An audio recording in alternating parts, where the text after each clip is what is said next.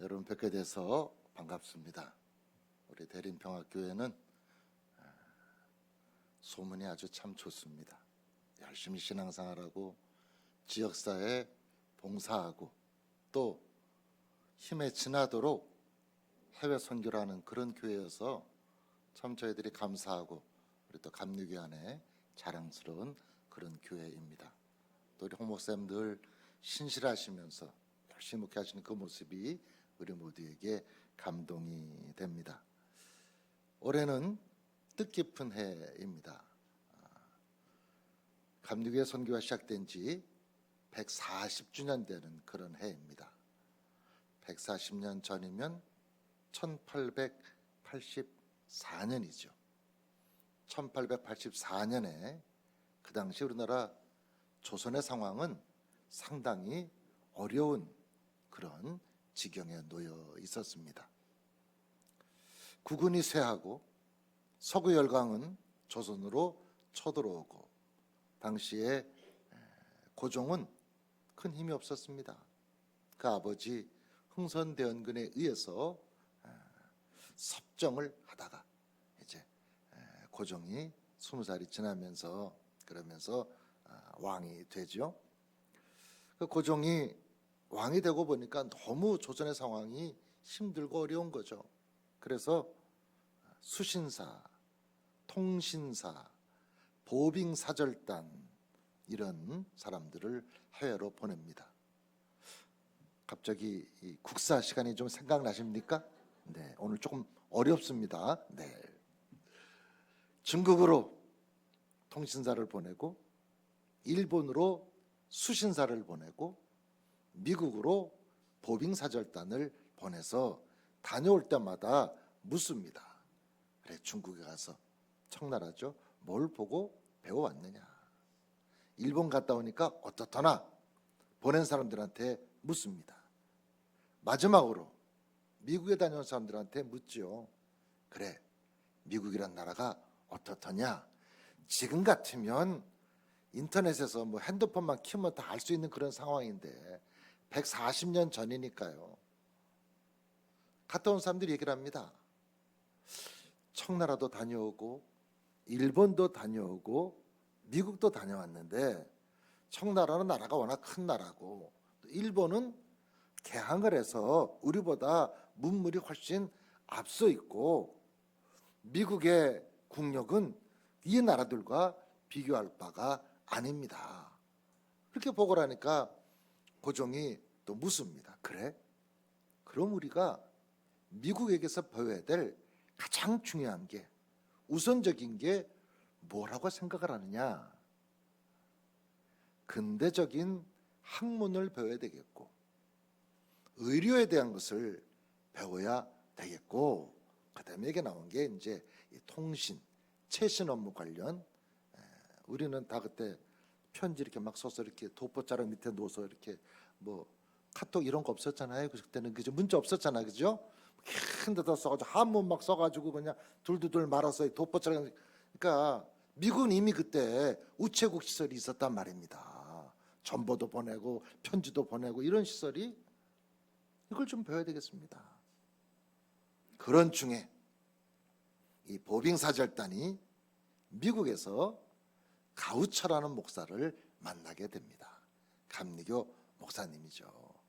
볼티모어 연에 있었던 분인데 이분이 기차에서 우연히 이 갓쓰고 한복 입고 있는 사람들을 보고서 신기했던 겁니다. 그래서 얘기를 하게 되죠. 그랬더니 우리는 조선에서 왔는데 이런 얘기. 그때 가우처 목사가 1884년에 이미 일본에는 미국에서 파송한 선교사들이 사역을 하고 있었습니다. 그 중에 맥클레이라는 일본 주재 감리교 선교사를 가우처가 이 사람들을 만난 것을 계기로 해서 맥클레이를 한국에 가게 합니다. 마침 그때 조미 수호 조약이 있었기 때문에 우리나라에 푸트 공사가 들어와 있었고 맥클레이는 들어와서 푸트 공사를 통해서 고종 황제에게 친서를 전달을 합니다. 그때 김옥균이라는 사람이 이런 이름들 좀 낯익으세요? 네. 아니 수준 있어요 대림평학교에. 네. 그래서 김옥균이 그 서신을 고종에게 전달하고 고종이 선교 윤허를 1884년 7월 2일 날 하게 됩니다.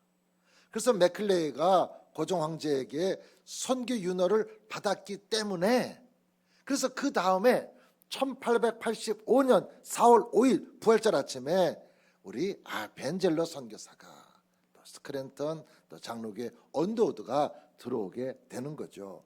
한국교회는 내년을 선교 140주년으로 지키지만 제 입장에서는 아니다. 1884년이 있었기 때문에 1885년이 온 거지.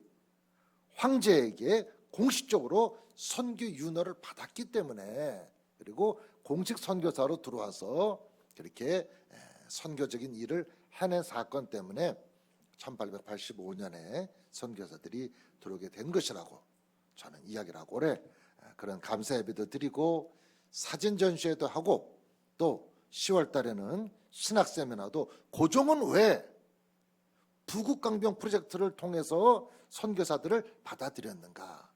맥클레이가 우리나라에 들어올 때 일본에 있었던 일본의 선교 상황은 어떠했는지 또 가우초 목사가 미국에서 후원회를 조직해서 한국으로 선교사들을 보낼 때 그때 미국 교회는 어떠했는지 그 가우초 목사님이 헌금을 많이 하셨어요.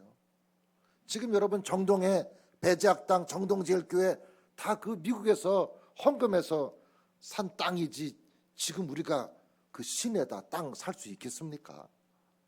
감리교 본부가 이렇게 광화문에 있고 이런 거 다 이런 도움들이 있었기 때문에 우리가 하게 된 것이죠. 첫 번째로 파송된 공식 선교사 아펜젤러가 1885년 4월 5일 부활절 아침에 들어와서 제물포항에 내릴 때 그때 아펜젤러의 심정이 어땠을까요? 야, 그 미국 사람이 내가 낯선 땅에 와서 그 제물포항에 발을 내딜 때 그들의 발걸음이 어땠을까? 마음이 어땠을까? 그렇게 왔던 첫 번째 선교사가 1885년부터 사역을 해서 이분이 1902년 6월 11일 날 소천하십니다. 17년 사역하시죠. 아펜젤러가 1858년생입니다. 1858년생인데 와서 그러니까 1858년생이 1885년에 왔으니까 만 27에 온 거예요. 27 젊지 않습니까? 그렇게 와서 27에 와서 42에 죽어요. 우리나라에서. 어떻게 죽느냐? 어청도 앞바다에서. 아펜젤러가 제물포에서 목포로 가는 배를 타고 갑니다. 목포에서 우리나라 성경을 번역하는 이런 회의에 참석하느라고 가요. 근데 그 어청도 앞에서 배가 사고를 당해서 배가 침몰합니다. 그때 아펜젤러는 역사 기록에 의하면 1등칸에 타고 있어서 1등칸에 타고 있으면 배가 침몰해도 이렇게 피할 수 있는 다른 배들을 먼저 탈 수 있어서 아펜젤러는 살 수 있었는데 부탁받았던 여학생들을 구하러 그 여학생들은 이제 저 밑에 있었는데 그 여학생들을 구하다가 그게 아펜젤러의 마지막 모습이 됐습니다. 우리나라에 왔던 첫 번째 선교사가 우리나라 학생을 구하다가 자기의 목숨을 바친다. 저 10월 3일 날 어청도에다가 아펜젤러 순직 기념비 세운 거 제막식 하러 갑니다. 벌써 가려고 그랬는데 태풍 오고 그래가지고 뭐 배가 못 뜨고 그래가지고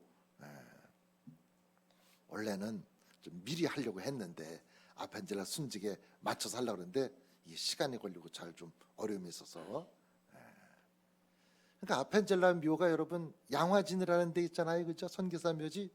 거기 아펜젤러 묘가 이렇게 크게 있지만 이게 가묘예요. 시신을 못 찾았어요. 배가 침몰돼 들어가서. 그러니 우리나라에 왔던 첫 번째 선교사가 현지 사람을 구하다가 목숨을 잃는다. 야, 김종호 선교사 생각나죠, 좀 그죠? 예? 그래서 이렇게 대림평화교회랑 좀 관련이 많네. 내가 얼마 전에 남아공 가서 거기 그 김현주 선교사 이렇게 격려하고 그 공로 패도 전달하고 그랬는데 교단에서 그렇게 첫 번째 선교사가 그렇게 순직을 해요.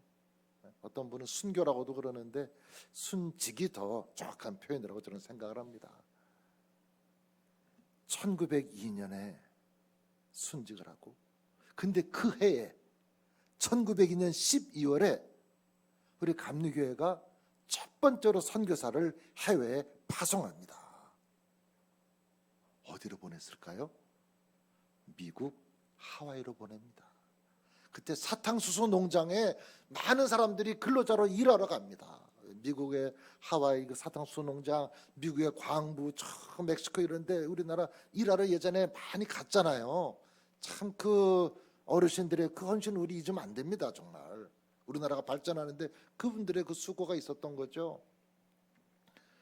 그 하와이에 일하러 가는 그 노동자들을 위해서 우리 감리교회 거의 뭐 초기 교회죠. 정동지엘 교회와 함께하는 인천 내립교회가 홍승하라는 사람을 선교사로 파송을 합니다.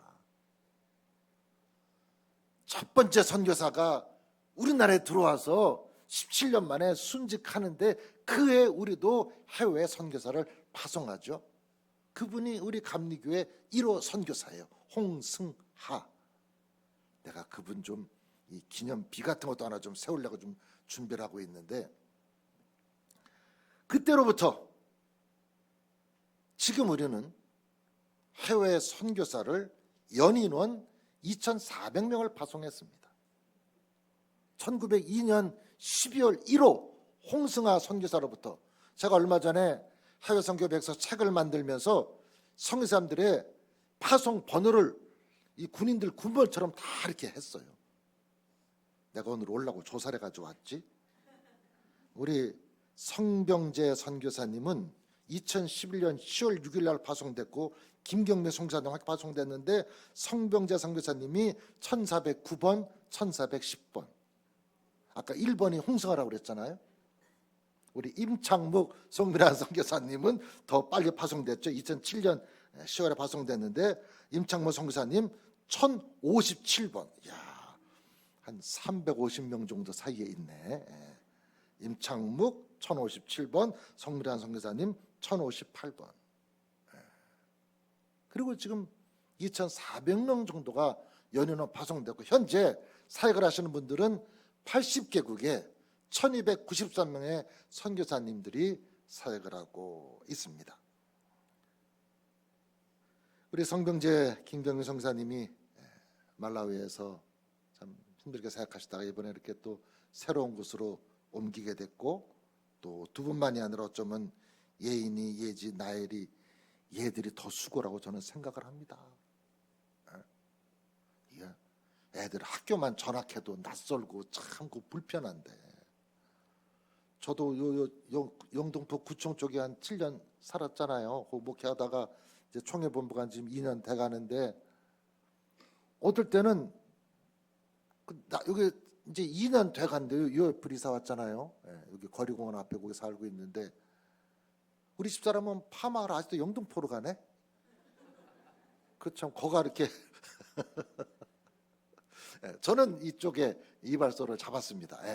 저는 여기 저는 찾았는데, 이게 조금 이렇게 한 2km도 안 되는 것 같아요. 보니까 한 2km도 안 되는데 옮겨도 낯설고, 또 아슬아슬하게 여기 도림천을 살짝, 진짜 살짝 건너가니까 저는 구루구민입니다. 지금 여기 영등포 구구, 살짝 그 개천 옆에 있는데 사는 데가, 아프리카에서 말레이시아 사락으로 옮긴다는 이 일이, 이게 정말 보통 일이 아닙니다. 하나님 함께 하셔야지 사람들이 할 수 있는 그런 일은 아닙니다. 최근에 이 타종교, 이단 이런 우리에게 위협이 되는 일들이 기승을 부리는 중에 저는 참 주목하는 부분이 하나 있는데, 여러분 혹시 텔레비전에서 보셨습니까? 윤성호라는 개그맨이 뉴진 스님이라고 그래가지고 승복을 입고서 막 쇼를 합니다. 춤을 추고 막 그냥 대단합니다. 뉴진 스님이래. 그거 조계사 주지가 법명 지어줬다는데, 뉴진이 영어와 한문의 합성어입니다. 뉴는 영어로 뉴, 새롭게. 진은 한자야, 나아가라. 그 불교가 새로운 모색을 하는 거예요. 산속에 있는 절간이 아니에요. 아니 스님이 이렇게 도포자락 휘날리면서, 또 그 사람 원래 기본이 그 사람은 민머리더구만. 기본이 머리는 원래 이렇게 조금 비슷한 유사점이 있었어요. 그래서 그냥 막 부처 핸섬이 아니라 부처 핸섬 그런다니까. 부처님이 잘생겼다고? 손 들고 뭐 이게 아니라 부처 핸섬 이게 아니라 부처 핸섬 이런다니까요. 사람들이 웃으면서 따라하다가 야, 이 불교가 멀지 않네, 우리 일상에 가까이 있네. 그 윤성호 때문에 불교 전도가 많이 됐대요. 많은 생각을 하게 합니다. 많은 생각을 하게. 제가 홍콩에 여러 번 갔는데, 홍콩 가면 제가 잘 들르는 곳이 있습니다. 무슨 뭐 쇼핑하러 안 다닙니다. 저는 뭐 이렇게 짝퉁 같은 거 안 사와요. 홍콩에 가면 도풍산이라는 곳이 있는데요. 그 도풍산에 저는 처음 가보고 나서 얼마나 감동을 받았는지, 거기에 이런 얘기가 있습니다. 도풍산에 교회가 있는데, 이 도풍산에 교회가 생긴 유래가 너무 감동적입니다. 노르웨이 선교부에서 중국에 선교사를 파송합니다. 노르웨이에서. 그 노르웨이나 스웨덴 이런 나라가 사실은 그저 바이킹 후에 좀 험한 동네였는데, 이 사람들이 복음을 받아들이고 난 뒤에 이 북유럽 쪽이 상당히 신심이 깊습니다. 이 사람들이 중국에 선교사를 파송했는데, 칼 루드비 라이엘트라는 사람입니다. 이 사람이 중국에 선교사로 사역을 하는데 전도를 할 수가 없는 거예요. 중국은 기본적으로 불교와 도교가 워낙 강하니까 외국인인 자기가 이 사람들의 전도하기가 너무 어려워. 그래서 중국 사람들을 좀 배우려고 합니다. 그래서 중국 사람을 배우고 그러다가 보니까 이 사람들이 불교에 심취해 있어서 불교를 배우려고 하다가 절에 들어갑니다. 선교사님이 절로 들어가. 그거 가라는 거 아니에요. 가지 마. 그거 가라는 거 아니야. 우리 복잡해져 그럼. 절로 들어가요. 그 소문은 났을 거 아니에요. 그 노르웨이 선교부에서 나라도 그렇겠지. 내가 어디 뭐 태국이나 미얀마에 선교사로 파송했는데 절에 들어가 있다 그러면 낸들 마음이 편하겠어요? 저 사람이 왜 저러나 그러지? 절에 들어갔어요. 처음에 연락을 했죠. 당신이 왜 절에 들어갔는가? 대답을 하네. 5년 10년 지나니까 결국 노르웨이 선교부에서 이 사람을 제명을 시킵니다. 선교사 자격을 박탈을 해요.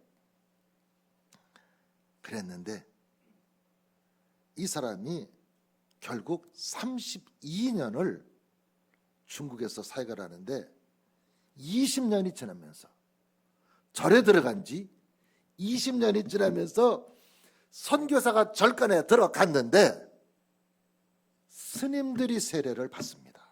20년이 지나서. 그리고 그 자리가 교회로 바뀝니다. 그래서 그 교회는 가보면 그냥 절 같아요. 이 중국 사람들 팔각이 그거 좋아하잖아. 이 팔각, 연꽃. 왜 절에 가면 종 같은 게 있잖아요. 이렇게 치는 거. 그 종의 문양이 연꽃인데 연꽃 위에 십자가가 있어.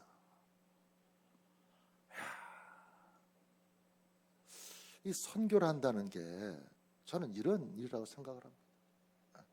우리는 마음이 급해가지고 누가 어디 보내면 뭐 얼마나 뭘 했냐 뭐 막 물어보고 보고하라고 막 그러고 막 그러는데, 저는 거기가 사는 자체가 선교라고 생각을 합니다. 여러분, 여행 다니면 좀 며칠 되면 집에 가고 싶다 이런 생각 든 적 없으세요? 그럴 때 많죠. 저는 얼마나 해외를 다니겠습니까? 정말 아무리 좋은 데 가도 며칠 지나면 집에 가고 싶네. 집에 가서 뭐 먹지? 김치찌개를 먼저 먹어야 되나? 이런 생각을 한단 말입니다, 사람이. 근데 거기 산다는 게 이게 얼마나 어려워요, 이게. 우리나라가 코로나 팬데믹을 지나면서 교회가 많이 어려워졌습니다. 정말 우리가 예전에 서구 교회들을 보면서 뭐라고 막 그랬는데 우리가 그 모습을 따라가고 있어요. 한국 교회 그러면 뭐 뜨거운 새벽기도, 통성기도, 저녁예배, 이게 우리 많이 변해가고 있어요 지금. 그런 가운데 한국 교회가 어떻게 다시 부흥하고 회복을 넘어서 부흥으로 가고 다시 도약할 수 있을까? 저는 선교라고 생각을 합니다. 우리가 선교사님을 파송하는 것 같지만 이젠 선교사님들의 그 열정과 뜨거운 신앙이 이제는 역으로 한국교회를 변화시킬 그런 때가 됐습니다. 우리는 우리가 선교사를 파송하는 것으로 생각을 하는데 저는 그렇게 생각하지 않습니다. 오늘 우리가 함께 읽은 성경 말씀 바울 얘기잖아요. 바울이 아시아에서 복음을 전하다가 마게도냐 사람의 환상을 보고 그 바울이 유럽으로 가게 됩니다. 빌립보로 가게 돼요. 빌립보에 가서, 그러니까 바울도 그 선교행을 다닐 때 얼마나 힘들었겠습니까? 무슨 뭐 가기 전에 무슨 뭐 아고다로 무슨 뭐 이런 걸로 뭐 호텔 잡아놓고 가겠어요. 기차표를 예매하고 가겠어요. 역에 내리면 누가 나와서 기다리냐고. 길도 험한데 무슨 일이 일어날지도 모르는 그런 낯선 지역을 갔다가 선교로 다녔는데 거기다가 또 얼마나 바울을 방해한 건 유대인들이잖아요. 아는 사람이 더 괴롭히잖아요. 그런 목숨을 걸고 선교를 다녔는데 빌립보라는 곳에 처음 가가지고 우리가 어디서 예배 드릴 데 없을까? 혹시나 이 빌립보라는 지역에 하나님을 아는 사람 없을까 하고 바울이 강가로 갔는데 거기서 루디아를 만나잖아요. 여러분, 바울이 루디아를 찾아간 걸까요? 아닙니다. 저는 루디아가 바울을 기다렸다고 생각합니다. 어쩌면 그들이 거기서 기도하다가 기도하는 중에 바울이 온 거예요. 우리가 사라와게 성사는 파송하는 것 같지만 어쩌면 사라와 사람들이 더 우리 성사님 가정을 기다리는 그 마음이 더 뜨거울지도 몰라요. 그리고 그 생각을 해야 됩니다. 비록 우리는 보내드리지만 우리를 대신해서 가는 것이고 남에는 우리가 정말 날 대신해서 가진 이번들을 위해서 기도하고 후원을 해야 됩니다. 제가 선교사 파송 예배를 많이 드리지 않겠습니까? 그럼 꼭 이런 얘기를 합니다. 파송하는 교회는 선교사님들에게 친정집이 돼야 됩니다. 네, 그 얘기를 합니다. 내가 이런 말을 왜 할까? 딸을 시집 보냈으니까 손주를 데리고 오잖아. 오면요, 오면 좋아, 가면 더 좋아. 이 손자 둘이요, 얘들이 4살 7살인데 얼마나 전투력이 좋은지 오면 아주 그냥 집을 그냥 가면 며칠 치워야 돼. 여러분, 그 튀르키예 지진 난 후에 우크라이나 전쟁이 더해지는 것 같아, 집이. 딸도 오면은 지가 좀 할 것이지 지는 가만히 있어. 며느리는 오면 열심히 합디다. 며느리 눈치가 배서 그런지 근데 딸은 잘 안 하고 그냥 애들 뭐 하고 애들은 냉장고에서 다 지들이 사다 놀았다 다 꺼내 먹고 말이죠. 그래도 미안한 기색이 없어 얘들이. 그러면서 무슨 와주는 것처럼 생각을 해. 또 와줄까 그러면 마음이 막, 그게 친정집인 것 같아. 그게 친정집인 것 같아. 엄마 한번 부르면 그 엄마 소리에 우리의 모든 마음이 다 녹아내리잖아요. 엄마. 친정집. 저는 우리 대림평화교회가 정말 우리 남아공이나 네팔이나 이번에 말라위에서 사락으로 성사님 이렇게 선교지를 이렇게 바꿔서 파송을 하는데 정말 지금도 잘하고 계시지만은 선교하기 위해서라도 우리 대림평교회가 더 부흥돼야 된다고 저는 생각을 합니다. 더 부흥되셔야 돼. 그래서 이분들이 새로운 곳에 가서 얼마나 이 말부터 이게 말 그렇죠. 이게 여러분 이 환경이 이게 다행히 시차는 별로 없어. 남아공에 비해서 시차 별로 없는 건 좀 다행이지만 그 낯선 환경에 산다는 자체가 얼마나 이게 막 사람 마음이 여러분 기도 많이 해주시고 이분들이 정말 한번 이렇게 들어오면 정말 친정집이야. 여러분이 친정 엄마가 되시는 거예요. 그런 마음 가지고 오늘 파송하는데 여러분 요 파송식 세레머니로 끝나는 것이 아니라 정말 늘 위해서 우리 남아공을 위해서도 네팔을 위해서도 이제 말레이시아 사락을 위해서도 기도하면서 이분들이 가서 잘 정착하고 특히 우리 따님들 우리 왕자님 가서 잘 적응하고 친구도 잘 사귀고 애들 적응 못하고 힘들면 어디 선교를 어떻게 하겠어요. 여러분 기도 많이 해주시고 또 열심히 후원도 하시고 오늘의 파송식이 대림평화교회가 이제 남아공에서 네팔에서 인도네시아로 사역의 지경을 저렇게 확장하고 하나님의 선교사를 더 크게 부흥시키는 그런 교회가 될 수 있기를 바라면서 여러분 더 큰 기도와 후원을 부탁드립니다. 기도하겠습니다. 하나님께서 대림평화교회를 사랑하시어서 이곳에 40여 년 전에 교회를 세우시고 지역 복음화와 선교 사역을 위해서 열심히 충성하게 하신 것 감사드립니다. 이제 성병재, 김미경 선교사님을 성병재, 김경리 두 선교사님을 이제 말라위에서 말레이시아 사라왁으로 선교지를 변경해서 다시 파송합니다. 지금까지 13년 동안 말라위에서 함께 하셨던 하나님의 역사가 이제 새롭게 말레이시아에서 사라왁 지역에 하나님의 나라를 선포하고 구원만 이들을 늘려나가는 놀라운 역사를 펼쳐가도록 성령님 함께하여 주시옵소서. 두 분 건강 지켜주시고 어린 자녀들 새로운 곳에서 잘 적응하고 그래서 지낼 때 친구들도 잘 사귀고 또 그것의 모든 문화와 기후와 언어와 여러 가지 일들을 잘 적응하며 배워나가도록 성령께서 강하게 역사하여 주시옵소서. 파송하는 대림평화교회가 더 큰 축복을 받아서 더 부흥돼서 더 힘있고 강력한 선교사역을 펼쳐나가도록 축복해 주시옵소서. 예수님의 이름으로 기도 올렸습니다. 아멘.